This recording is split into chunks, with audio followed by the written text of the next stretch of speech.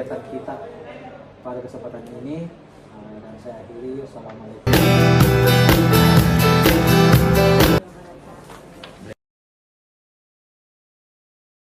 Assalamualaikum Bu, bagaimana kabarnya hari ini? Waalaikumsalam ya, alhamdulillah baik Pak.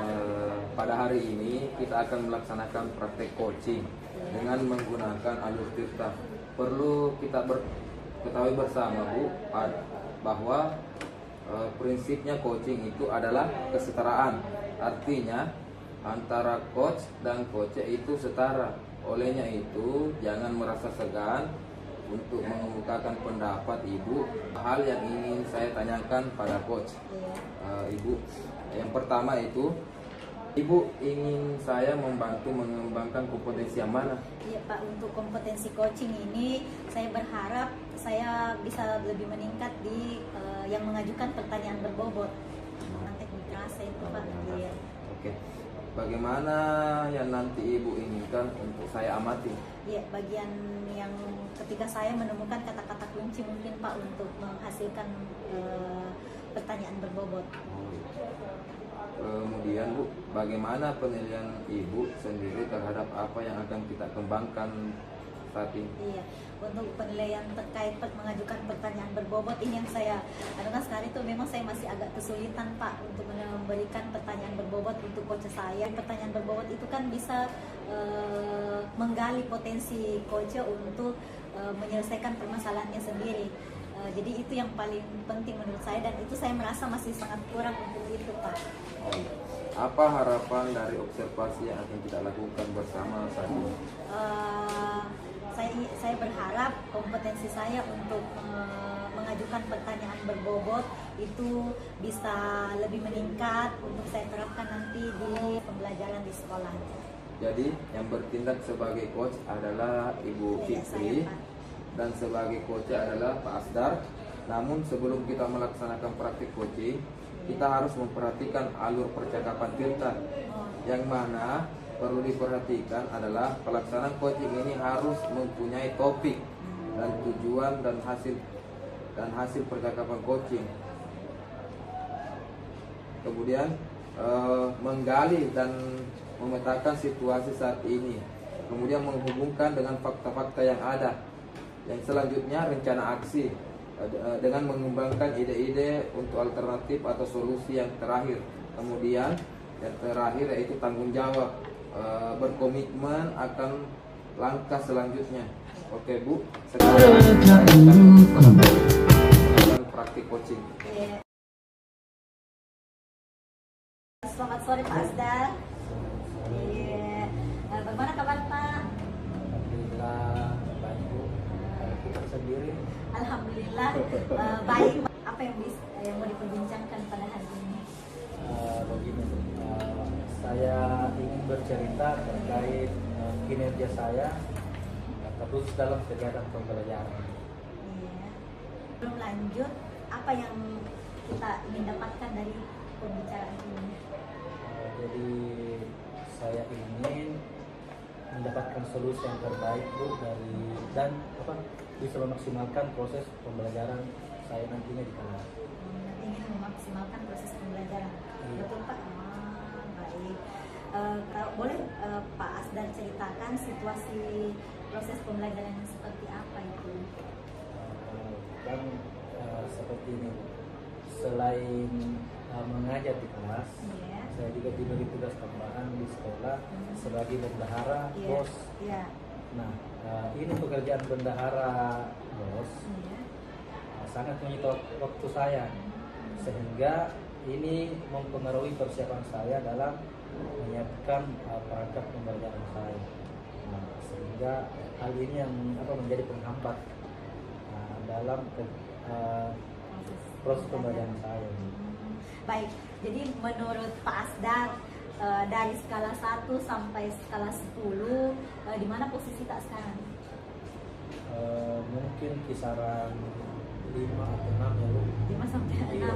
Namun saya yakin bahwa idealnya kita sebagai seorang guru harus memaksimalkan potensi kita, karena kita guru itu bertanggung jawab dengan masa depan murid kita. olehnya itu kita harus dituntut untuk memaksimalkan kerja kita. Benar sekali Pak. Sebagai guru memang kita harus punya target kinerja, dan itu memang kan sebagai pegawai kita dinilai ya untuk itu masalah kinerja, dan kita selalu berusaha berupaya untuk maksimal di kinerja itu. Nah, tadi Pak Asdar paparkan bahwa permasalahan Pak Asdar itu tidak maksimal dalam proses pembelajaran karena memiliki tugas tambahan sebagai bendahara sekolah. Nah, boleh digambarkan situasi apa yang ideal yang Pak Asdar harapkan terjadi supaya proses pembelajaran itu maksimal? Idealnya kalau menurut saya Bu, seperti sebelum kita masuk di kelas, RPP sudah tersedia agar seperti kita ketahui bahwa RPP atau modul ajar itu adalah acuan kita untuk mencapai tujuan pembelajaran, untuk melaksanakan kegiatan pembelajaran. Intinya RPP itu adalah alur kita dalam melaksanakan kegiatan pembelajaran. Tetapi saya juga ingin maksimal dalam menyelesaikan tugas tambah saya sebagai bendahara bersekolah. Akan tetapi selama ini baik kegiatan pembelajaran di kelas maupun penyusunan laporan dana bos sekolah saya itu kurang maksimal Bu. Kurang maksimal kita rasa. Iya. Oh iya, betul sekali Pak, itu yang tadi Pak Asdar sampaikan. Saya sangat setuju bahwa kegiatan pembelajaran itu tugas pokok kita sebagai guru yang memang harus dimaksimalkan. Namun demikian ketika kita dipercaya dengan tugas tambahan itu juga kan memang harus juga dimaksimalkan. Iya. Dan itulah yang menjadi permasalahan Pak Asdar. Nah, menurut Pak Asdar apa hal-hal yang bisa membantu Pak Asdar agar terwujud proses pembelajaran di tengah adanya tugas pokok dan tugas tambahan itu? Mungkin untuk melaksanakan kegiatan yang berdampingan, mungkin sebaiknya saya harus lebih pandai-pandai mengatur waktu dalam melaksanakan tugas. Mungkin juga selanjutnya supaya tugas saya itu bisa lebih terschedule, terjadwal, jadi mungkin saya akan membuat agenda kegiatan agar tidak lupa dengan tugas-tugas yang harus saya selesaikan. Ya, ide Pak Asdar itu luar biasa, sisa diterapkan. Nah, kira-kira masa tadi mengatur waktu, terus ada agenda yang harus kita susun, itu sudah luar biasa. Tapi apakah ada ide-ide lain yang mungkin terbersih di pikirannya Pak Asdar? Mungkin saya juga sekiranya saya mendapatkan kesempatan untuk menghadiri sebuah forum, ya, saya ingin menyuarakan aspirasi saya bahwa alangkah lebih baiknya, idealnya kalau tugas sebagai bendahara sekolah itu diampu oleh pegawai yang mengguru. Iya, ada pegawai tersendiri yang memegang tersebut. Luar biasa sekali Pak Asdar. Jadi saya sangat setuju sekiranya itu bendahara bos itu diangkat memang khusus. Jadi khusus memang untuk mengurusi dana bos, karena mungkin kita tahu bahwa kita kan belum punya tugas pokok tersendiri, dan tentunya pemahaman kita terkait dana anggaran itu kan masih kurang, kita harus belajar tambahan lagi. Dan itu ide-ide yang sangat solutif dari permasalahan yang dialami Pak Asdar sebagai bendahara untuk tugas tambahannya, dan mungkin semua bendahara di dunia ini mungkin akan mengalami seperti itu. Itu idenya. Kemudian saya ingin tahu dari ide-ide yang muncul ini, yang mana yang menjadi prioritasnya Pak Asdar. Tadi ada yang mengatur waktu, ada yang membuat agenda, sampai mengusulkan bendahara itu diangkat khusus.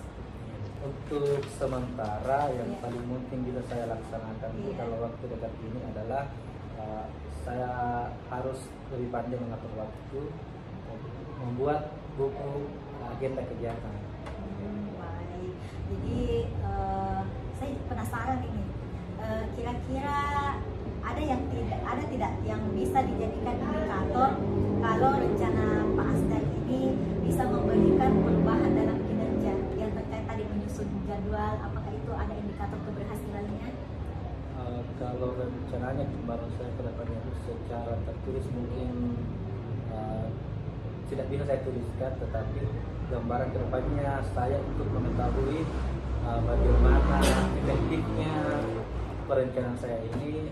Pertama saya akan melakukan refleksi bersama dengan murid terkait bagaimana kinerja pemerintahan saya. Kemudian saya juga akan melakukan refleksi bersama kepala sekolah, rekan-rekan sejawat tentang kinerja saya dalam melaksanakan kegiatan tugas pokok saya dan juga tugas tambahan saya sebagai bendahara. Iya, bagus sekali Pak. Berpikir terbuka dalam meningkatkan kinerja itu memang sangat diperlukan. Mendengar masukan-masukan dari segala elemen juga termasuk dari siswa itu memang sangat bagus. Ke depan setelah melaksanakan rencananya Pak Asdar ini, saya ingin mendengar ceritanya Pak Asdar untuk ke depannya. Tapi untuk jaga-jaga mungkin ada yang bisa membantu Pak Asdar untuk pelaksanaan itu, untuk menjaga komitmennya Pak Asdar supaya apa yang Pak Asdar rencanakan ini bisa terlaksana. Mungkin yang bisa membantu saya dalam menjaga atau memastikan rencana saya ini bisa terlaksana adalah bantuan dari Bapak Kepala Sekolah saya. Jadi nantinya saya akan senantiasa berkonsultasi lebih intens dengan beliau dalam mewujudkan peningkatan kinerja saya baik dalam kegiatan pembelajaran maupun sebagai bendahara POS. Iya, terima kasih kembali Pak Asdar. Saya sangat senang juga bisa berbagi dan bisa mendengarkan secara langsung keluh kesahnya Pak Asdar terkait proses pembelajaran dan tugas tambahan Pak Asdar sebagai bendahara BOS. Saya mendoakan agar apa yang menjadi harapan Bapak ini bisa tercapai dengan baik. Terakhir, apa yang bisa disimpulkan dari percakapan kita pada hari ini? Jadi saya mengajukan doa dari Ibu semoga bisa terwujud. Kemudian saya bisa menyimpulkan pada kegiatan kita ini, alhamdulillah saya sudah dapat mendapatkan gambaran Bu, bagaimana cara saya untuk meningkatkan kinerja saya baik dalam melaksanakan tugas pokok maupun dalam melaksanakan tugas tambahan. Untuk mewujudkan hal tersebut, tentunya saya harus lebih pandai mengatur waktu. Kemudian saya juga akan membuat buku agenda kegiatan sebagai acuan saya dalam melaksanakan tugas. Ya Pak Asdar, sebelum mengakhiri mungkin proses coaching kita, saya ingin mendengar bagaimana perasaan Pak selama proses coaching ini sampai sekarang selesai proses coaching. Ya, jadi perasaannya sangat luar biasa Bu. Saya sangat senang berbincang-bincang dengan Ibu hari ini. Apa yang Ibu berikan pencerahan dan dukungan dari Ibu pada sesi ini membuat kekhawatiran saya akan permasalahan yang saya hadapi ini saya menemukan solusinya. Terima kasih telah berkenan mendengarkan cerita saya. Kemudian sekarang saya sudah semakin siap dan yakin untuk melaksanakan rencana saya. Iya, terima kasih kembali Pak Asdar. Sampai ketemu di lain kesempatan dengan topik perbincangan yang tentu saja berbeda pastinya, dan tentu saja saya ingin mendengar nanti bagaimana hasil perbincangan kita untuk diterapkan sama Pak Asdar. Selamat beraktivitas kembali dan sampai ketemu lagi. Semangat terus Pak Asdar. Permasalahan itu memang permasalahan semua bendahara BOS, tapi insya Allah ada solusinya. Pak Asdar, assalamualaikum.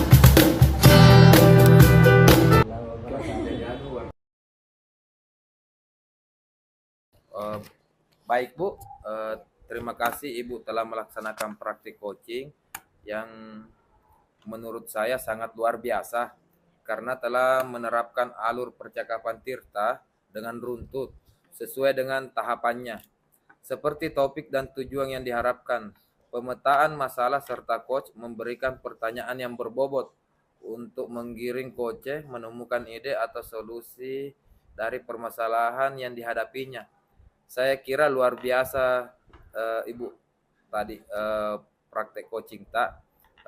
Jika saya bisa memberikan rentan nilai dari praktek coaching Ibu, dari angka 1 sampai 10, maka saya berani memberikan Ibu nilai 10. Boleh. Luar biasa, Pak. Oh, luar biasa tadi, Bu. Ibu Masya sangat Allah. menguasai bagaimana menjadi coach. Bapak juga menguasai bagaimana menjadi coach.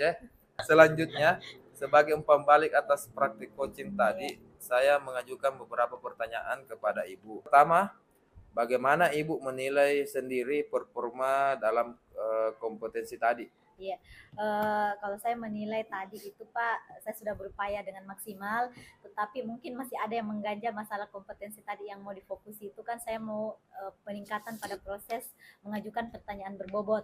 Nah, saya merasa saya masih agak kesulitan menemukan kata kunci untuk menentukan untuk memberikan pertanyaan berbobot itu.